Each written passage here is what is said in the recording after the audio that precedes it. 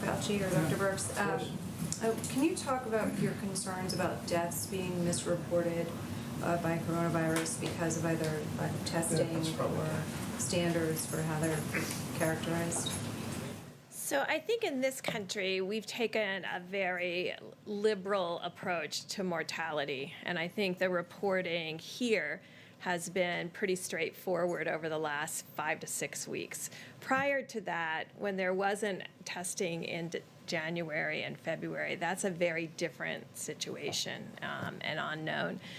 There are other countries that if you had a pre-existing condition, and let's say the virus caused you to go to the ICU and then have a heart or kidney problem, some countries are recording that as a heart issue or a kidney issue and not a COVID-19 death.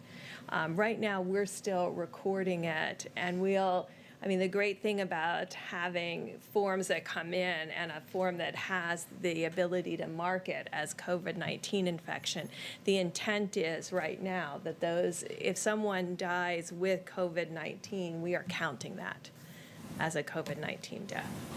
Can you be sure? You hear from coroners that that's not necessarily the case. Are you sure? How can you be confident about that? And is there any concern that it skews the data that you're trying to collect in terms of projections and things like that? Well, I think that would apply more to rural areas that may not have the same level of testing, but I am pretty confident in New York City and New Jersey and places that have these large outbreaks and COVID-only hospitals. I can tell you they are testing.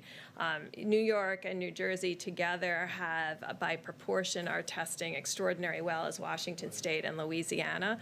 So I don't see that there's been a barrier in testing to diagnosis. No, I think there's so much focus now on coronavirus that, particularly if you take New York, which we all know is having a disproportionately higher proportion of the burden of the entire country is right now in New York. I can't imagine if someone comes in with coronavirus, goes to an ICU, and they have an underlying heart condition and they die, they're going to say cause of death, heart attack. I cannot see that happening, so I don't think it's going to be a problem.